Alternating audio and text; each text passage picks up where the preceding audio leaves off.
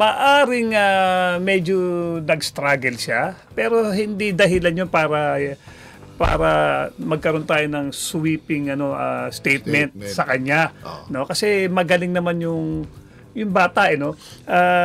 Alam mo yan, normal na makakatanggap ka ng mga critics na negative na sa mga fans, sa mga kritiko.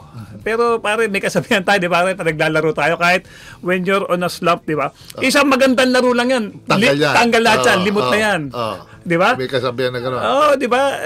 Kahit kasi once na napakita mo na that you can play on that particular level, big sabihin, kaya mo ibalik yun. Hindi naman fluke yun na parang isang beses mo lang nagawa.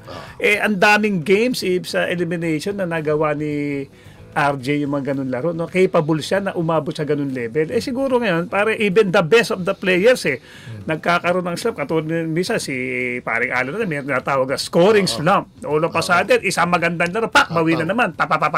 Ganun na naman, di ba? So, kasama yan sa maturity ng isang player or sa buhay ng isang player. Ngayon, yung bang nagsisisi? Hindi nagsisisi si coach. Alam nila yung kinuha nila si RJ. Kaya lang siguro nadadaan lang sa na dumadaan lang sa isang sitwasyon, okay, sa isang panahon na talagang ganito ang nagiging performance. Pero it doesn't mean na hanggang dyan lang siya. Dahil nakita na natin yung the best of RJ for this year and the better o yung pero marami pang ilalabas yung batang yan dahil ilang taon lang ba yan? Bata. At nakita mo naman yung kanyang gigil ng mga eliminations, nakita mo sa kanya yung leadership, nakita mo naman na pwede, napapaano kayo, di ba?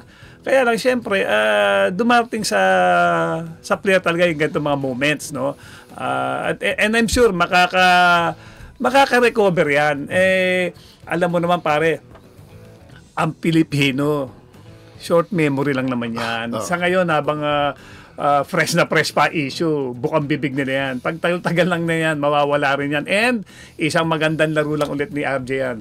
Bawi lahat yan. So, ako nakikita ko tama rin naman yung decision ni Tim Con. And si Tim Con, si coach, si CTC, hindi naman basta-basta coach na pag may sinabi, yun na kagad. Siyempre, okay lang, magrekomenda ka, pero titimbangin ko yung pros and cons. Tama. O, di ba? Hindi pa pwede may binulong na si manager, si Al Francis, yun na kagad. No, hindi.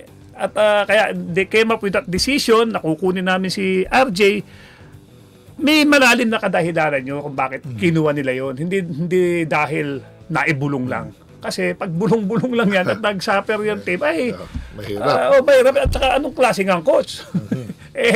Knowing kung papaano ka lang kay Boy Bulong. Mga marites lang. Marites lang, di ba?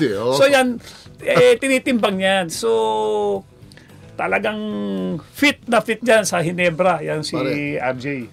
How is RJ, pare, compared sa other guards na pumanik sa PBA? Yung kasabayan niya? Oo, ngayon.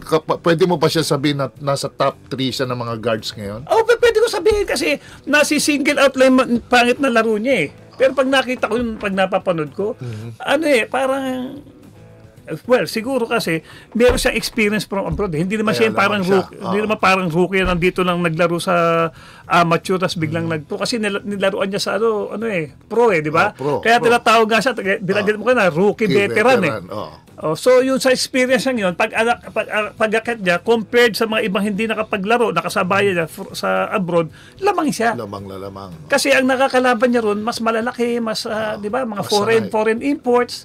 Dito, day in, day out, yung mga nakakalaban mo, nagiging kakampi mo, sa amateur, umiikot lang naman. Maaaring kakampi mo sa collegiate. Pagdating sa amateur, kalaban mo, maaaring kalaban mo sa collegiate. Tapos kakampi mo sa amateur, di ba? So, yun at yun lang yung nakakalaban mo. Ito, si RJ, yung experience na nakuha niya ron, iba't ibang imports, Asian imports, foreign imports talaga, malaking tulong para sa kanya. At siyempre, sa pagtaas ng kanyang kumpiyansa. Kasi, biro mo, gano'n na kalaban mo sa abroad, gano'n pa yung performance mo.